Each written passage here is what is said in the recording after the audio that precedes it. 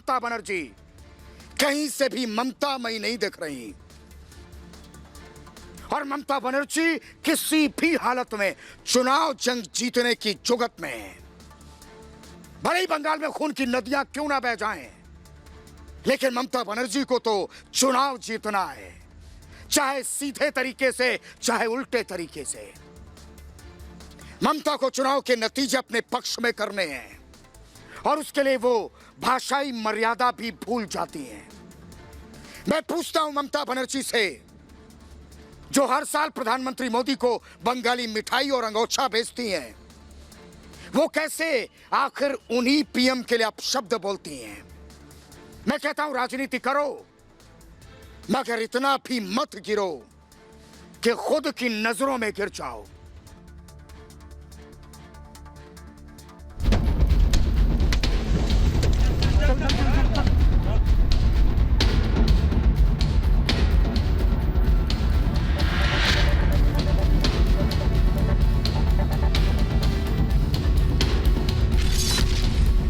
बंगाल की लड़ाई गोली पर आई।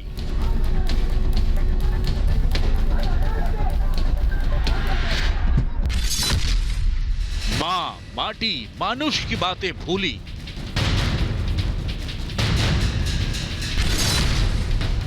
डाकुओं की भाषा बोली।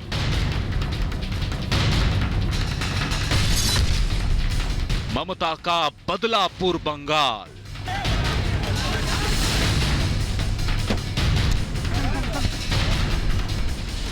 पश्चिम बंगाल में जैसे जैसे चुनाव करीब आ रहे हैं, बंगाल में बवाल बढ़ता जा रहा है। ममता और उनकी पार्टी किसी भी हालत में बंगाल का रण अपने हाथ से निकलने नहीं देना चाहती। ममता और तृणमूल कांग्रेस को अपना किला ढहने का डर सता रहा है। तृणमूल कांग्रेस को डर है कि कहीं बंगाल उनके हाथ से निकल गया तो उनका राजनीतिक वजूद ही ना खत्म हो जाए। इसीलिए लगातार ममता बनर्जी और उनकी पार्टी के लोग अनर्गल बातें कर रहे हैं। এত বড় ডাকাত সর্দার সব চম্বলের বড় ডাকাত, চম্বলের বড় ডাকাত সারা জলপাইগুড়ি আলিপুরদুয়ারে নতুন একটা ধর্ম তৈরি করেছে, দাঙ্গা ধর্ম, কুৎসা ধর্ম, ঘৃণ্য ধর্ম। स्वामी विवेकानंदेर हिंदू धर्म नয়। यही वजह है कि ममता की पार्टी हमले करने से भी बाज नहीं आ रही। तृणमूल कांग्रेस बंगाल चुनाव को रक्त रंजित करने की फिराक में है।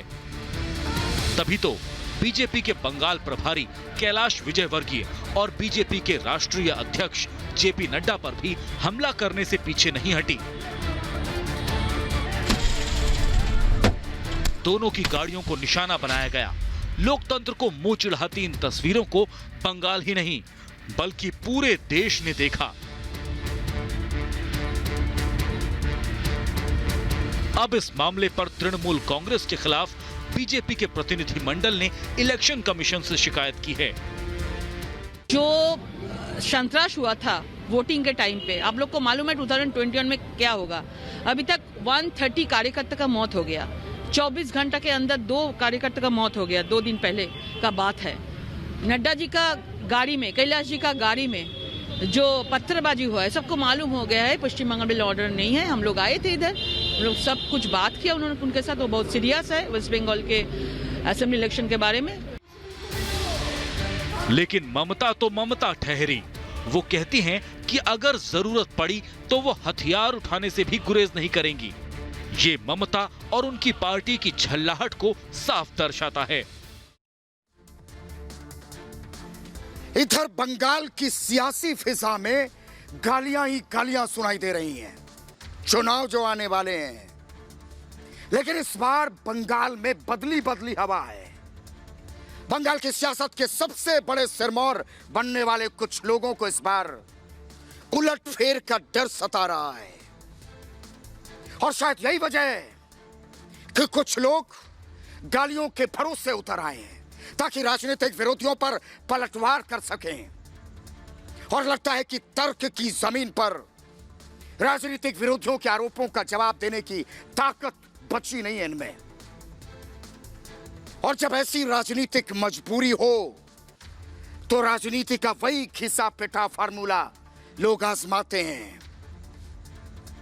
खुद के लिए दीदी का संबोधन सुनना पसंद करने वाली पश्चिम बंगाल की मुख्यमंत्री ममता बनर्जी बीजेपी के नेताओं को चोर लुटेरा बता रही हैं। बीजेपी के राजनीतिक चक्रव्यूह में फंसती दीदी की भाषा ने यह साबित कर दिया है कि बंगाल में उनकी राजनीतिक जमीन दरक रही है।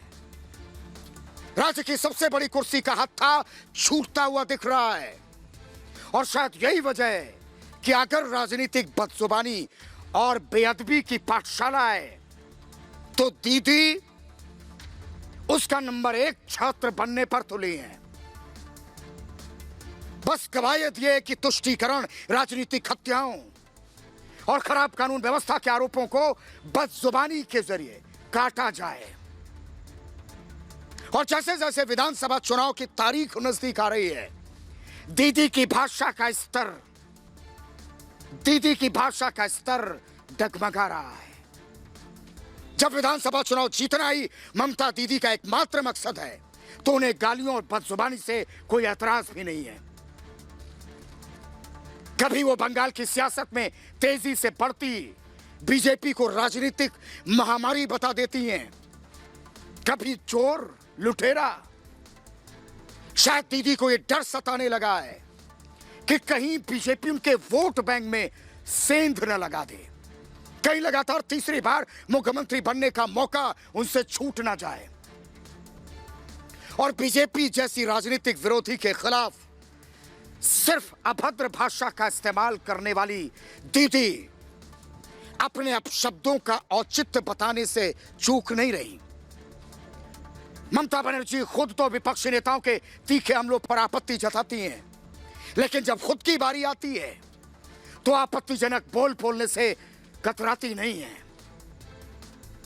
और जब दीदी को मुख्यमंत्री की कुर्सी धुंधली दिखती है या दिख रही है, तब से उन्हें 17 राज्यों पर शासन करने वाली बीजेपी चोर डकैतों की पार्टी लगती है। और देश की सियासत के सबसे बड़े ओहदेदारों में एक ममता दीदी को इस बात से भी कोई फर्क नहीं पड़ता कि उनकी खराब होती भाषा और जबान का असर बंगाल की करीब 10 करोड़ की आबादी पर पड़ रहा है। और भद्रलोक वाले बंगाल के चुनाव अभी तक राजनीतिक खून खराबे तक ही सीमित थे, लेकिन ममता दीदी के राज में राजनीतिक विरोधियों के खिलाफ गालियों की बयार है। जो बंगाल ममता राज से पहले तक अपनी संस्कृति, संस्कार, मीठी भाषा, बंगाली साहित्य के लिए जाना जाता था, अचानक गालियों का क्रैश कोर्स शुरू हो गया है, वो भी सत्ता के शीर्ष पर बैठे लोगों की तरफ से। और बंगाल की सत्ता पर करीब 10 सालों से काबिज ममता बनर्जी मतदाताओं के ज्यादा से ज्यादा वोट अपनी झोली में समेटने के लिए गालियों को ही सियासी हथियार बना रही हैं। और यह हाल तब है जब विधानसभा चुनाव में करीब 6 महीने का वक्त है, फिर भी छुटभइये या छोटे कद के नेताओं की तरह ममता बनर्जी अपने भाषणों में राजनीतिक विरोधियों के लिए चोर, उचक्के और लुटेरे जैसे अपशब्दों का इस्तेमाल कर रही हैं। दीदी को कोई समझाए, आपकी कुर्सी अगले कुछ महीनों तक जरूर महफूज है। मई 2021 के बाद यह कहना मुश्किल है कि मुख्यमंत्री की कुर्सी का हत्था उनके हाथ में रहेगा या नहीं। और लगता है ऐसी आशंका ममता दीदी को भी है, तभी तो मुख्यमंत्री होते हुए भी उन्होंने बंगाल में बदजुबानी की प्रतियोगिता छेड़ दी है।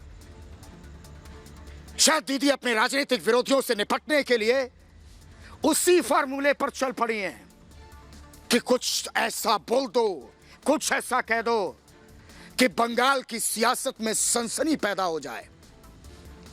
राजनीतिक वर्चस्व की लड़ाई में ममता बीजेपी और उसके नेताओं को नीचा दिखाने के लिए कोई मौका नहीं छोड़ रही, और इसके लिए वो अपनी भाषा को किसी भी स्तर तक गिराने के लिए तैयार हैं।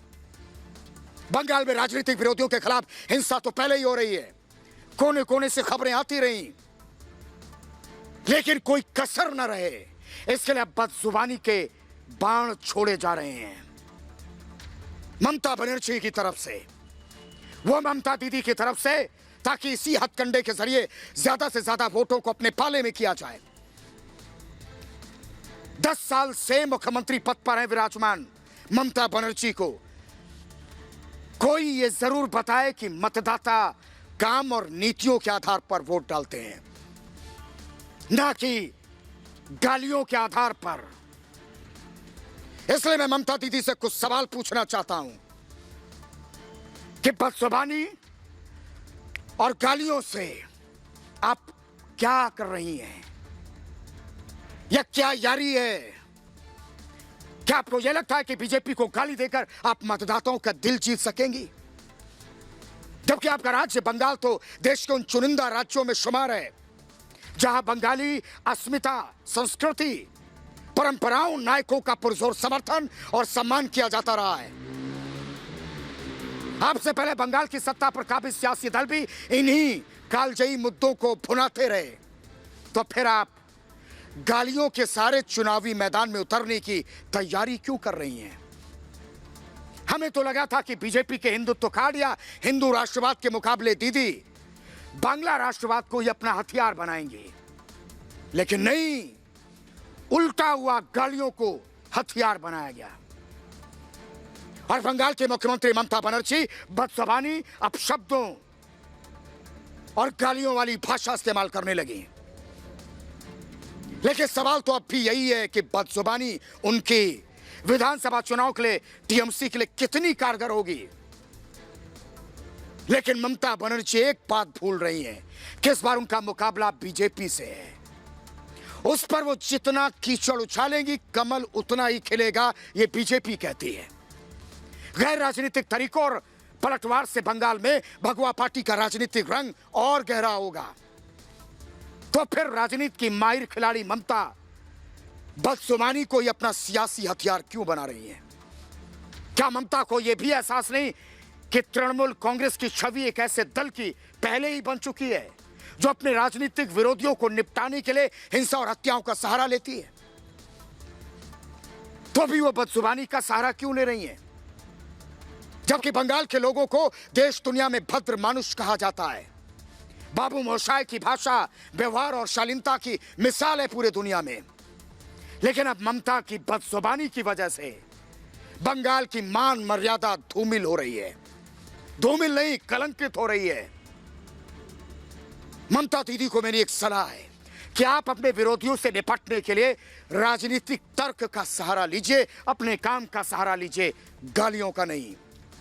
नहीं तो आपका और आपकी पार्टी टीएमसी का भी हाल कांग्रेस जैसा ही होगा, जिसने लोकसभा चुनाव में प्रधानमंत्री मोदी से निपटने के लिए गालियों का सहारा लिया था और देखते ही देखते वो विलुप्त होने के कगार पर पहुंच गई थी।